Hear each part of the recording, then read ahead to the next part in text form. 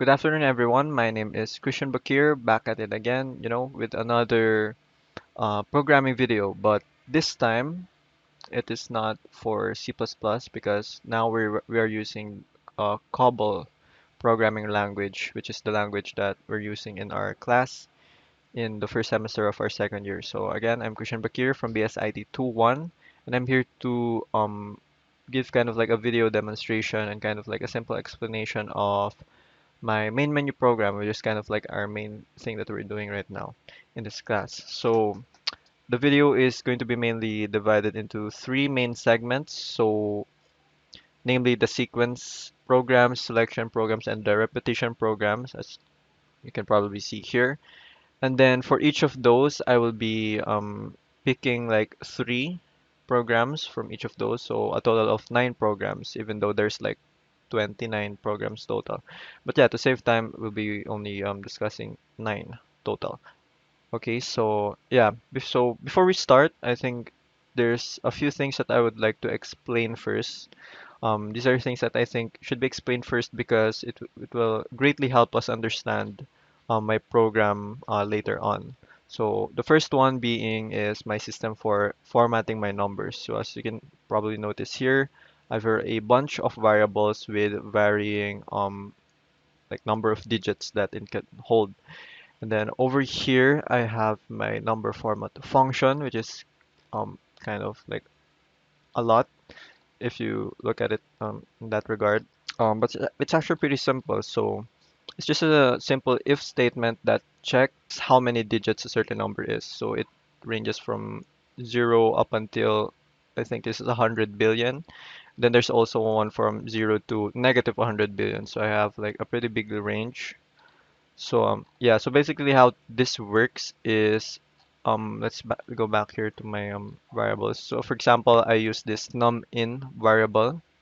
So for example, I use accept keyword and then I put it in num in. So basically, whatever number I put in there, I'm gonna transfer that into my num format function, which basically it transfers the num in value into this numf variable, and then it checks um how many digits it has. So for example, the number I put is like 3,200 something. So it's gonna be activated here because it's between 1,000 and 999, so four digits. So it's gonna be moved into num f4. And then what num f4 does, if you check here, it stores four digits that has a format of like so one digit for the thousand place, and then a comma, and then the three other digits. So the hundreds, the tens, and the ones. And then I also have here a space for two decimal places. So yeah, that's basically how it works. So it's up to nine digits. So whatever input they have or whatever result I get in like computations and stuff, it will be automatically formatted using this system. And then this number format pick X here is just like I just kind of made that to make like a folder so I can hide it like this so it doesn't look too much. Um, so yeah, the second thing that I would like to explain is my system for centering my display. So as you can see here, my menu is like consistently kind of like in this kind of area, so it's pseudo centered. Um, but yeah, it's centered for the most part. Um, so the way that I did that is by using this perform better function that I did. So yeah, let's actually go to the function definition of this. So it's really small, like it's only two lines here. Even you can even yeah, yeah, two lines. Basically, what this does, whenever I call this function, it basically prints a set of spaces.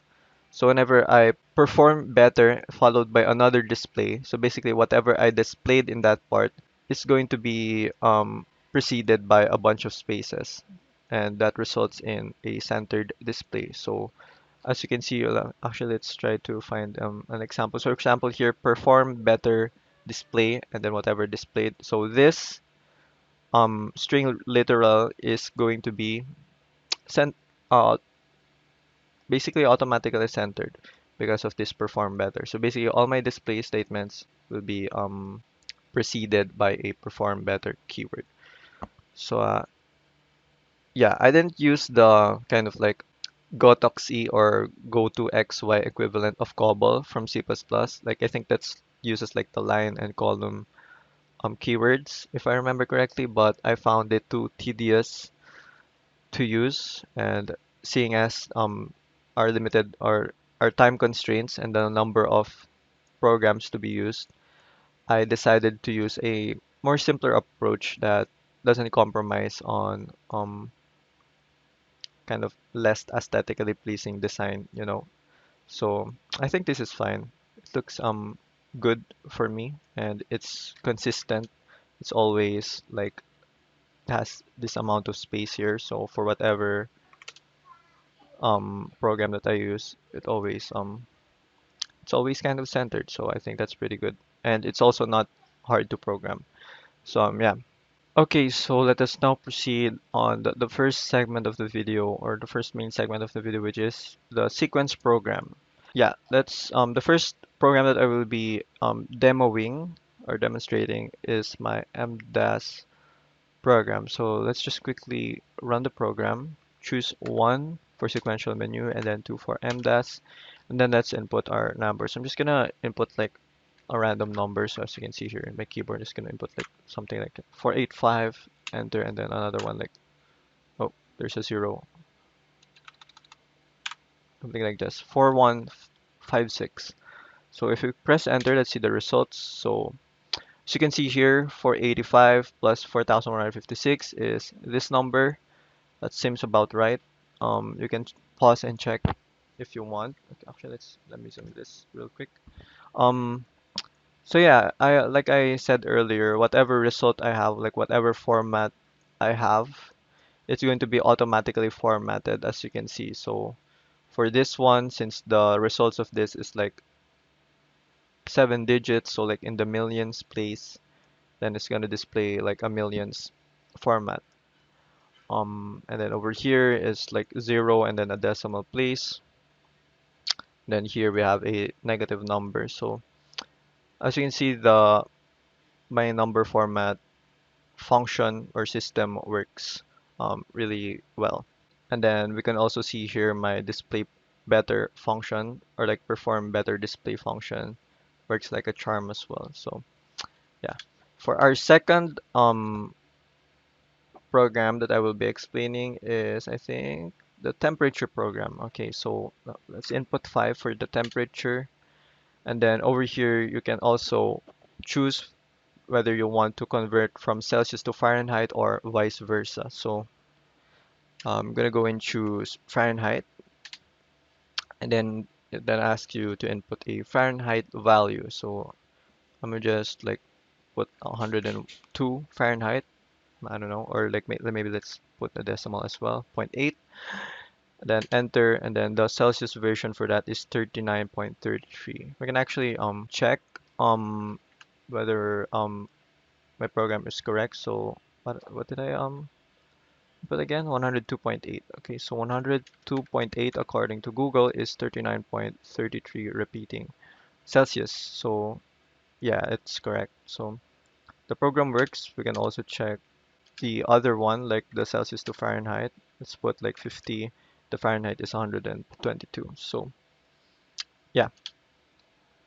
Lastly, for sequence, I'm going to demonstrate my change and tender program. So let's put input 9 to select, and then okay, so enter order details, and then first let's input the order number. So it's gonna be any number up to six or strictly 6 digits. So like this should put 895623 or something. And then the amount due, so how much is needed to be paid. So for example, we bought something that cost like 249.99 or something, and then we're gonna give this like how much we're going to give. So I'm gonna give like a $500 bill, And then the change for that order, so for order number 895623 is 250.01. Let's actually check real quick if that works or if that corrects. So 500 minus 249.99, 250.01. So it works. Now let's move on to my selection menu. So we're now in our selection segment of the video. So for the first um, program, I'm going to be using the sign of a number program. So let's input 11 to choose that, and let's input a number. So let's just input 56. So this should be positive. 56 is positive. Let's try that again, but with a negative number. So let's put like a big negative number here. So negative 9684 is negative, and then lastly, of course, the neutral number, which is basically 0. 0 is neutral. So that works. Next, let us proceed to the next demonstration, which is going to be the final GWA program. Basically computes your GWA according to your scores. So for our preliminaries, maybe let's put 94. For a midterm, let's put like 86 or something, and then finals, maybe we get like a 92.2 or something. Then our general average is 90.73, and our GWA is 1.75. Lastly, for the selection,